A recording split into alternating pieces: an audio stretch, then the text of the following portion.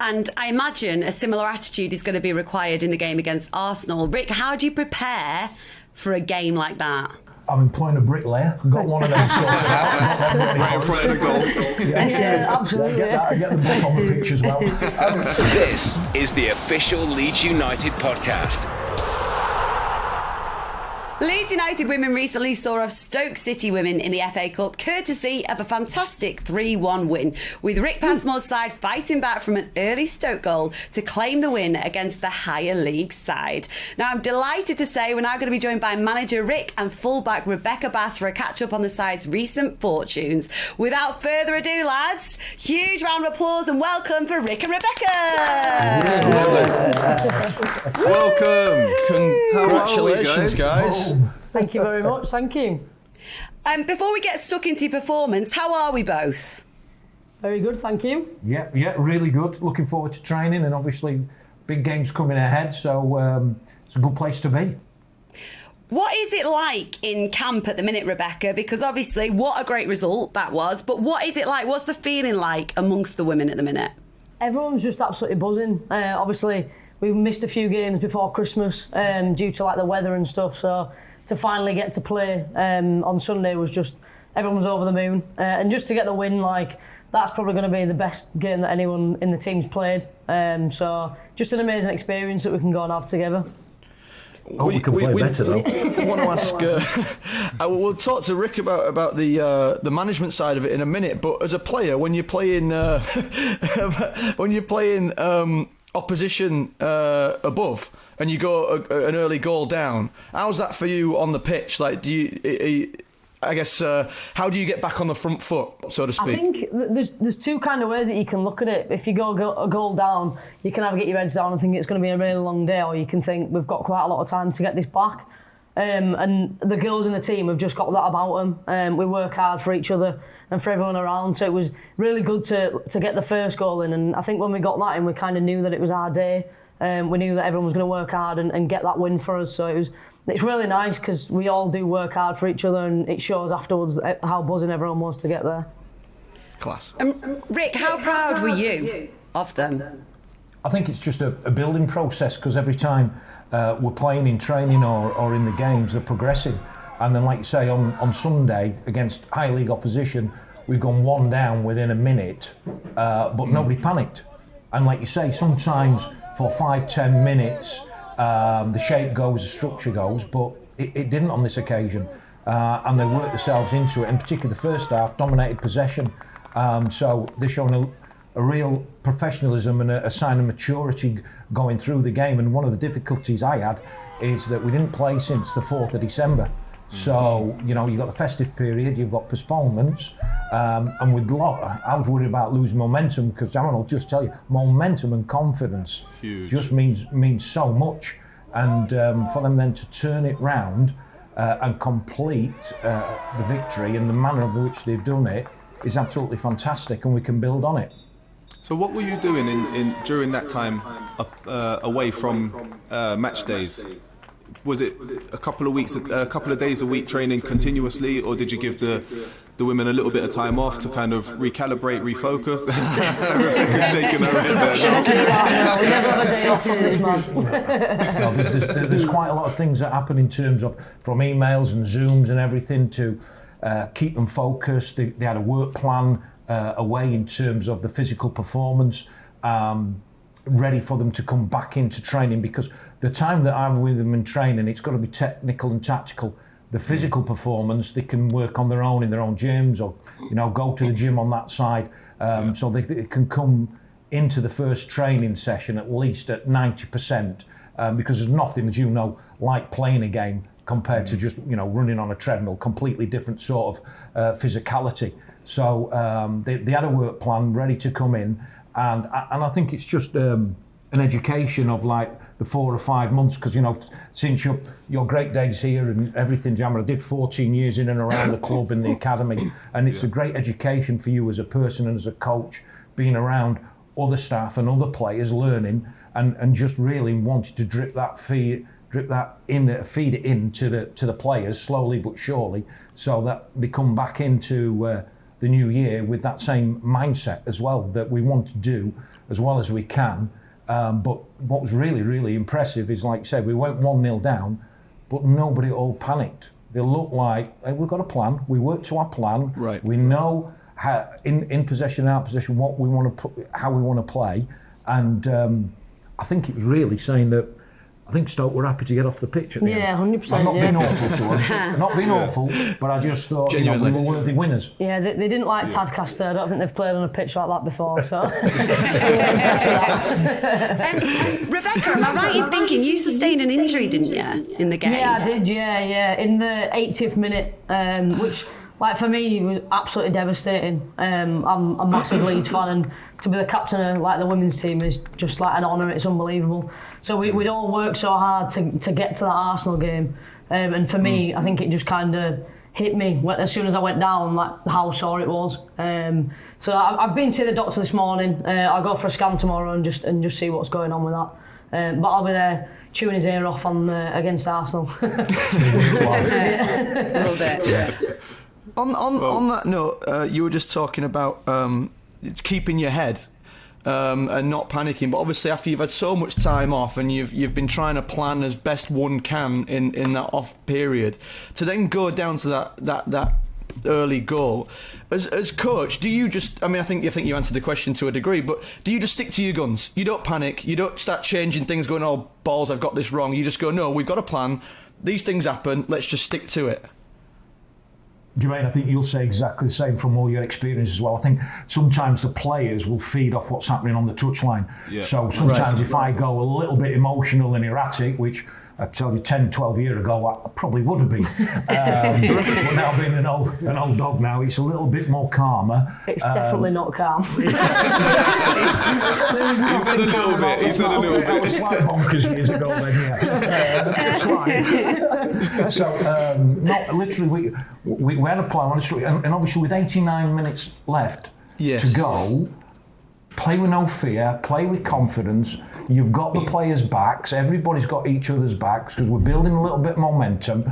We're just at the start of the journey, and I just trusted in everybody that was on the pitch. And also, if, like we said a little bit later with the injury and things, that's where a little bit of calmness on the sideline and a bit of grey hair and wrinkles comes into it, of like being able to push players around. Because like literally we had in the holding role, Sarah Danby was playing there, but I put her down at left back when we changed it. She hated me for that as well. Oh, she's my best friend and she hated me. But she doesn't realise, I remember that when she played at Sunderland in the WSL and Championship, a lot of times she's played left back as well. Because she's typical left footer, great left. They've got something about them, haven't they? They just open up, bang, clip it down the line, and she's exactly the same. So we moved her to left back, and Leonie Price, who played a couple of really good games for us before Christmas, but unfortunately had a sickness bug, so that's why she didn't start. So for the last 10 minutes, put her in that holding role. But you know, even during those fluctuations, I thought we were confident, but not in terms of that complacency. Because if you look at it, when they did get a lot of possession, and they had a 10-minute period like they all do in every game. They didn't get round us, didn't get through us. And that's a good thing, like, from the team. Obviously, you are playing a team in the league above, but once you've got those couples of goals behind you, we've done it at the beginning of the season where we'd crumble a little bit and they'd have like the daft period and they'd be running rings round us, whereas like we're getting to that point now where we can have game management, we can slow it down, and it's our game to play. They're at Tadcaster, like it's our ground. You're not coming and taking anything from us, so if you hold the ball a little bit longer and just keep that like possession of it, and they didn't get anything really, and that frustrated them even more, because it was like, you've got 10 minutes left but you're not going to have the ball to score, unfortunately. And that's a credit to all the players to kind of keep that game management and focus on, we need to get to the end of this game with a win. And I imagine a similar attitude is going to be required in the game against Arsenal. Rick, how do you prepare for a game like that? I'm employing a bricklayer. Got one of them sorted out. Right in front of the goal. Yeah, absolutely. Get the bus on the pitch as well. There's going to be a focus on a team shape and a plan, without a shadow of a doubt. But you know, for the players, they've got to go and enjoy it. So if I throw it over Jermaine, you know, that goal, Man United away, that that team. How did you approach that? Yeah, fearless. You know, because that's, you know, they were flying. We've come into the game. We've obviously had that fantastic goal. We've gone on. With the phenomenal first touch. Yep. Yeah. Great finish, unreal. So, you know, I've got to be aware of that, you know, you don't over-focus on or emphasise on the opposition. You've got to ensure that you have your principles and the way you want to play. Because I think if you over-focus and analyse the opposition, it brings anxiety into your group. And you've got to remind yourselves of what we're good at and how we've got this far in the FA Cup. So we've got to ensure that the players feel fully confident and believe in what we're trying to achieve and do. So we will be going in with a plan, but definitely over the next 2-3 weeks, just got to love every moment of being up at Thorpe Arch and being at this club and playing with this badge. You know, you all know, because we're all fans of the club as well, aren't we? We just absolutely love it. So we've got to enjoy it, but we'll have a plan behind us. Rebekah, how are your teammates feeling ahead of the game against Arsenal? Everyone's absolutely buzzing. Obviously, we're in like the 4th tier of women's football, and Arsenal are probably top 5 in the world at the moment. Wow. So, like, for us, it's the experience, but we're going to play against some of like the best players in the country, in the world at the minute. So as a player, that's all you want to do. That's all you aspire to do as a young kid. We're going to go and play our game of football. We've beaten 3 teams in the league above already to get us to where we are and into the next round of a different cup that we're in. And we've just got to go into it so fearless, because we can go and get something there if we work hard for each other. Anything can happen. You know, it's the magic of the FA Cup, and we're Leeds United at the end of the day. We're not just a little club that's turning up and putting the name out there. We play for one of the biggest clubs in the world, so we need to go and prove that and show to everyone around that that's where we want to be, and we want to be creating memories for every single one of us. We've obviously got them worried as well, Emma, because they've gone this week and signed 2 more internationals. They've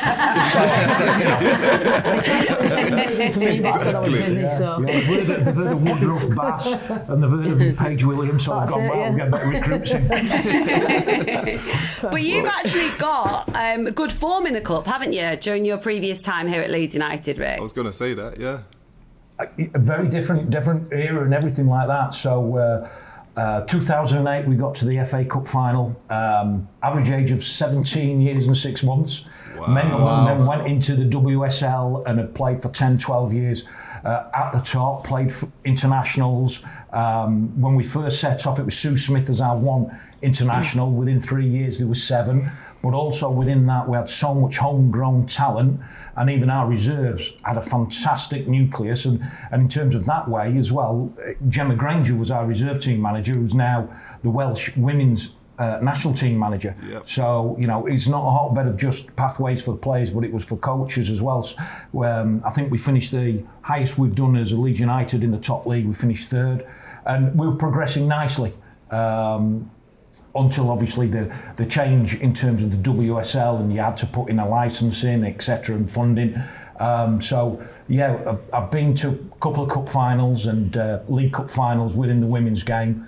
And one thing still, if you go back years ago, and we go back to the days in the men's game, the FA Cup within the women's game is still the biggest occasion, the biggest day. We've got the Champions League with Lyon and the Arsenals and people, but in the UK, that day is still so special. You know, it's changed so much within the men's game, but the FA Cup final for the female footballer is a big coup.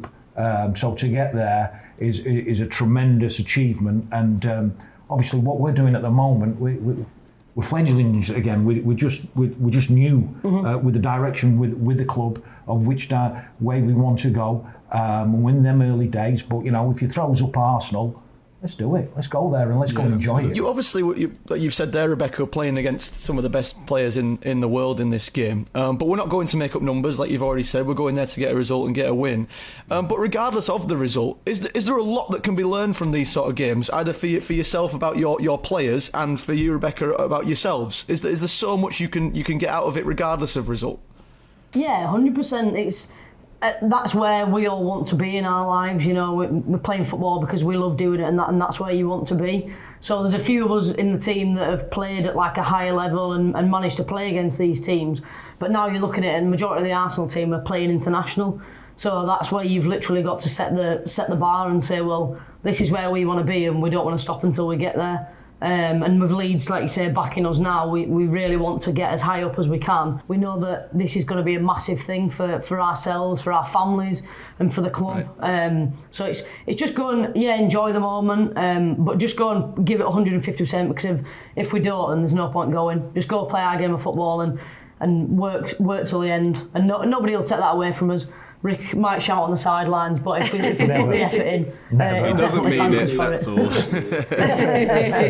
Before we let you both go, Rick, I just want to ask you, in your experience, how has the women's game evolved, do you think, over the years? Absolutely huge. I think in terms of, and again, Jermaine, you played there. I was at Scunny for quite a few years. That was the first time I coached a female team or did grassroots soccer at Scunthorpe before coming across to Leeds. We developed and progressed from a centre of excellence where the subsidy in them days was £2,000 to run 2 band age groups, under 10s, 12s, 14s, 16s. Then the open age team, you were going on pitches that the lads had played on just before, and then you'd wait, you'd go on after it.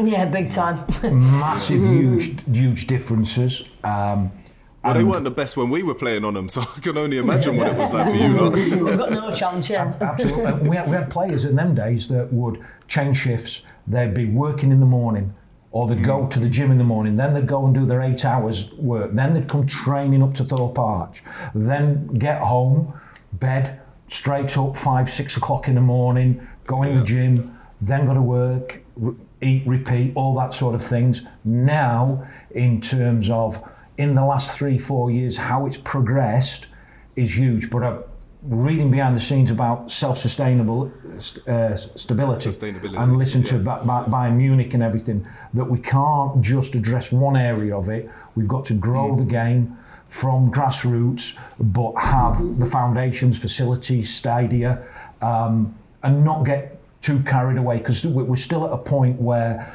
the women's game needs to live alongside the parent club, the guys, but it has to at some stage come self-sustainable with commercial enterprise as well. But the growth in such a short period has been huge, and then on the pitch, the athletes and the performance that you're seeing, you now would go and be entertained. Years ago, you'd have to go watch the Arsenal, you'd have to watch Leeds, Everton. Now you can go in the WSL and on a Sunday afternoon at 2 o'clock, with your family, go and watch a game, be fully entertained in a safe, secure environment, enjoy it, and then obviously build a legacy and a new fan base, but players for tomorrow's that will be inspired from what they see on the pitch. Obviously, sorry, I saw a quick question about. Obviously, I'm out here in the USA where the game's been huge for a while, probably the pinnacle of the sport. But obviously, with the national team flying, beat the USA, won the Euros. Do you see the English game being almost at a level with them now, or do you think there's still a way to go, like you're saying, with grassroots and whatnot? Do you think the foundation still needs to be improved? You look at the Super League now, and Arsenal are playing at the Emirates, like Man United are playing at Old Trafford, like the women's teams, and they're like pretty much selling these stadiums out, whereas 10 years ago when I was growing up, like that would never happen. Like you'd be getting 60 people coming to watch, and it was people's families, like your grandmas and that were turning up to come see you, whereas now it's getting spoken about so much more, and everywhere you look there's a female footballer somewhere, and that for me is amazing, to think that some of these young kids have got that they can grow up to live into, because unfortunately 10-15 years ago that was never a thing. It was always you could just play with your mates and that was fine, but now people can look at it and say, well, do you know what, I want to be a women's footballer and that can be my career, and it's really good to see that they can actually do that and be proud of what they're doing. I was going to say, do you feel supported, Rebekah? Do you feel supported by the club and by... Yeah, and especially at Leeds. Leeds are brilliant with us. The promoters all over everywhere. And people recognise us, because they're putting us on the Twitter and Instagram, and you come to some of the Leeds games and people are like, oh, do play for the women's team, and that for us is absolutely brilliant, because Leeds is just one club. Like we're all doing the same thing. We're all here for the same reason. So, and as well as being a fan of Leeds United, that is just like the best thing in the world. So I feel backed massively, and it's only going to get better. Like if we start, our aim is to obviously get promoted and start lifting up the leagues. If we do that, it's only going to get 10 times better, and that can be the dream, I hope. And your role in doing that, Rebekah, it is huge. Being the captain, your role and influence is massive. How do you find it managing that with the team? It is absolutely massive, but it's a massive thing of pride for me, and I'm so proud that, you know, when you play a game on a weekend and we play at TAD, we might get 300 people come down to watch, but at the end of the game, when we've won or we've finished, and you walk over and they're all cheering you and clapping and saying, and then you've got all these kids asking for photos and autographs, and you never would have thought that would ever be a thing, but that's, again, because we're Leeds United, and that to me is the best feeling in the world. And I always say to all the players, as soon as we've finished, we go straight over, clap all the fans and say thank you, because they're paying the money, they're coming to watch us. It could be absolutely tipping it down, or it could be 20 degrees, they're still coming and the kids are still cheering us on. And that is unbelievable. It's such a good feeling to feel that. So I think it's really nice to give them something back, you know, when we work hard for ourselves, for Rick, for our families, but also for the people that come and watch us and support us wherever we go. And I was just going to touch on, you mentioned about the possibility of getting out of the league, which is obviously the aim. It's always the aim. How are you finding this season? Obviously a couple of games in hand as well, sitting mid-table. Happy? Content? I think sometimes the annoying thing is, like I said earlier, we've won like 3 games against the league above. And I think a lot of people would say when they've watched them, we have outplayed them, we've played a lot better than them, and we've come away with a win. But then unfortunately in the league, we've slipped up a couple of times to teams that we should really be beating. It's football, it happens, like you don't win every game. But I think that's the credit to the team of the resilience that we've all got together, where that is the aim, and that's where we want to be. We need to be beating these teams to get that promotion and move up a level. So we've got however many games left, a couple of games in hand. It's not nice when we look and see that we are kind of mid-table, but we know we've got those games. And if we just carry on, we've got to play against Newcastle again twice, and Durham once. So if we go and win all those games, we're back in the run for it. So it's never finished until it's done. You guys know that. So that's just for me and everyone else. That's where we want to be, just winning those games and getting promoted. Well, Rick and Rebekah, thank you both so much for joining us on the official Leeds United podcast, and best of luck against Arsenal. Yeah. Thank you very We'll much. be rooting for you. This is the official Leeds United podcast.